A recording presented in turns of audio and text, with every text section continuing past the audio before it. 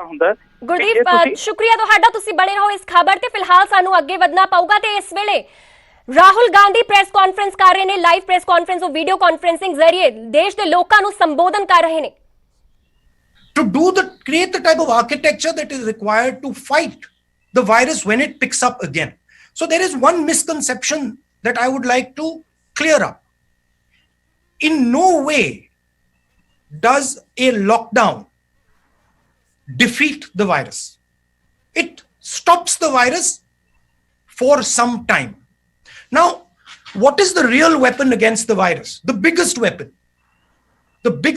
is testing. Testing at scale, so you know where the virus is moving and you can isolate the virus, you can fight the virus, and you can target the virus. Now, I want to give you a few statistics on testing. I think our testing rate is 199 out of a million. And if you look at all the tests that we've done over the last 72 days, it works out to approximately an average of 350 tests per district. Now, this is in no way enough to tell you how the virus is moving. So the central theme is, if you want to fight the virus, you have to increase testing dramatically, and your testing has to go from chasing the virus to moving ahead of the virus. Means you have to move into random testing and you have to start to preempt where the virus is moving. A lot of our testing is currently chasing the virus because we are identifying cases and then following the virus. With that type of testing, you will never be able to actually get a good image of what the virus is doing and where the virus is. So one advice to the government, and this is something that I've said and we've been saying, push testing aggressively, maximize testing, and use testing strategically. Use testing to assist the states in their fight.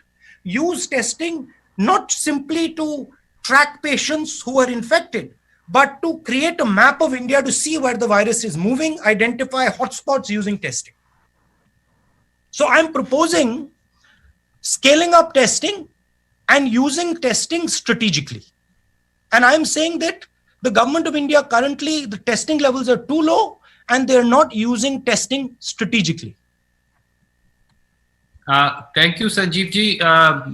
Thank you, Rahul ji. I'm going to go to the next question. Siddharth ANI से अपना सवाल देंगे। सिद्धार्थ अपना mic unmute करिए। संजीव भाई अपना mic mute कर लीजिए। सिद्धार्थ जी from ANI. Good afternoon, Rahul sir. Let me find you, Siddharth ji, so that I can see. This is a bit complicated here. Siddharth ji.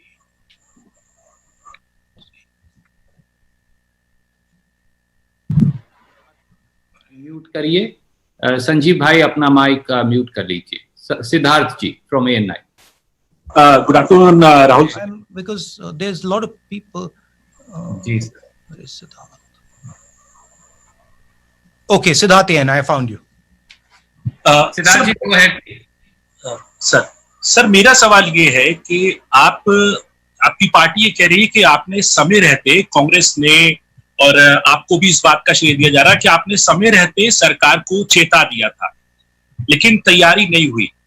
आज की बात अगर आप कह रहे हैं कि एक आप क्रिटिसिज्म के तौर पे नहीं, एक सजेशन के तौर पे देख रहे हैं, गवर्नमेंट की प्रिपेयर्डनेस को कैसे आप देखते हैं in regard fighting against covid, in regard with the economic condition अभी जो है और आगे आने वाले इकोनॉमिक चैलेंज जो है उनके लिए सरकार की तैयारी को कैसे देखते हैं आप खुद एक एमपी हैं, आपने एमपी लेड फंड जो है से काफी वायनाड में जो आपका लोकसभा क्षेत्र है वहां पे चीजें पहुंचाई, लेकिन अब एमपी लेड को भी फ्रीज कर दिया गया है 2 साल तक।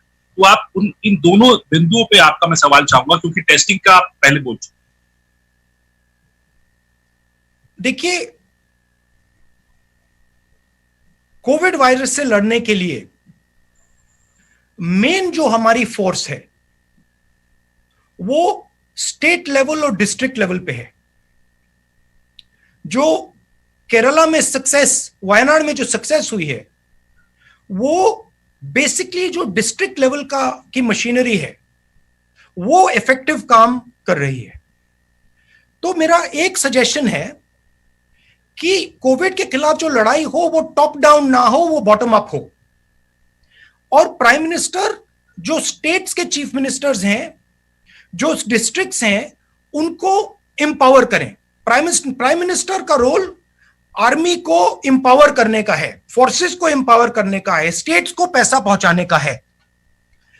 जहां तक एमपी लाइट की बात है, ठीक है, वो मतलब मेजर बात नहीं है इस सिचुएशन में। इस सिचुएशन में मेजर बात यह है कि हम मिलकर एक साथ लड़ रहे हैं। हम जो हमारे जो एसेट्स हैं उनको यूटिलाइज कर रहे हैं। डिस्ट्रिक्ट, स्टेट्स, जो हमारे एडमिनिस्ट्रेशन है, उनको हम इफेक्टिवली यूटिलाइज कर रहे हैं। जो हमारी जनता है उसको हम एडिक्वेटली यूटिलाइज कर रहे हैं। तो उस पे हमारा फोकस होना चाहिए। टेस्टिंग पे मैंने कहा, देखिए अब जो हुआ हो गया उसको भूल जाइए, क्योंकि यहां पे अब हम ऐसी लेवल पे पहुंच गए कि ये अब इमरजेंसी सिचुएशन हो गई है। तो मुझे ये कहना कि भाई ये नहीं किया, वो नहीं किया, वो मैं नहीं करना चाहता हूं। जो किया किया, जो नहीं किया नहीं किया। अब आगे देखते हैं और मिलकर हिंदुस्तान यूनाइट होके इस चीज से लड़े, और इससे देश को भी फायदा होगा।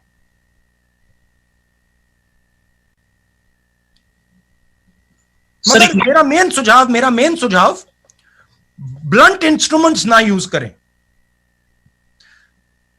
न्यूआंस तरीके से स्ट्रेटेजिकली काम करें। आइडिया है कि भाई लॉकडाउन हो गया तो बात बन गई, नहीं, लॉकडाउन हुआ तो बात नहीं बनी है, बात पोस्टपोन हुई है। तो रिसोर्सेज को इफेक्टिवली यूटिलाइज कीजिए, रिसोर्सेज को स्टेट्स के हाथ में दीजिए।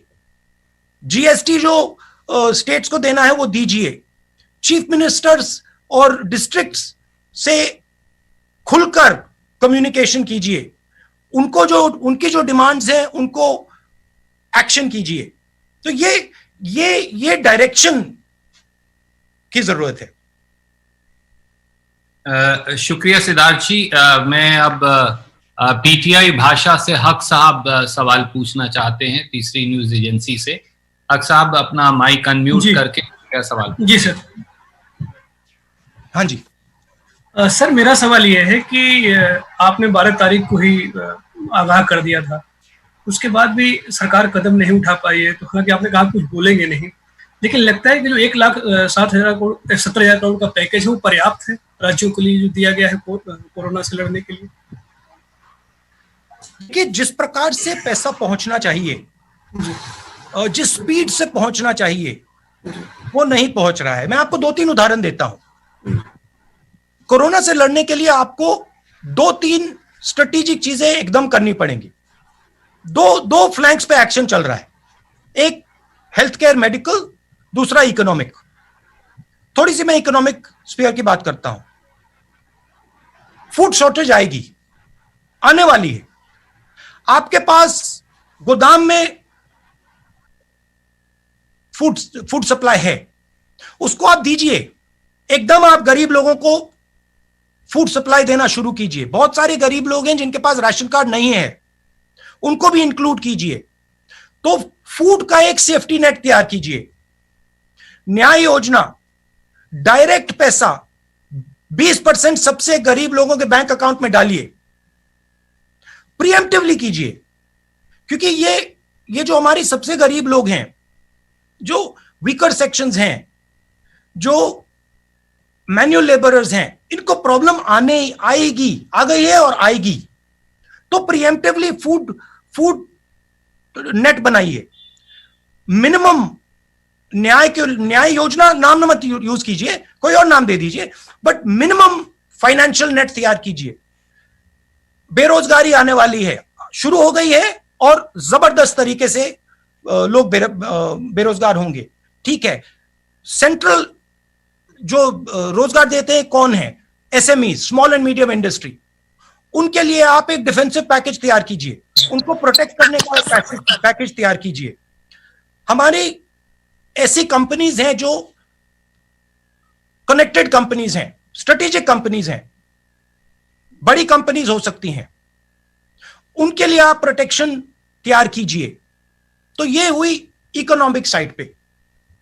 अब डिजीज साइड पे, डिजीज साइड पे आप लॉकडाउन के बाद आपकी एग्जिट स्ट्रैटेजी क्या होगी, आपकी टेस्टिंग स्ट्रैटेजी क्या होगी, आपकी मेडिकल स्ट्रैटेजी क्या होगी, आप पीएचसीज को, हॉस्पिटल्स को रैंप अप कैसे करोगे, क्योंकि आपको वो लॉकडाउन खुलने से पहले करना पड़ेगा, क्योंकि लॉकडाउन के बाद डिजीज का अपटेक होगा, डिजीज बढ़ना शुरू हो जाएगी। तो आपको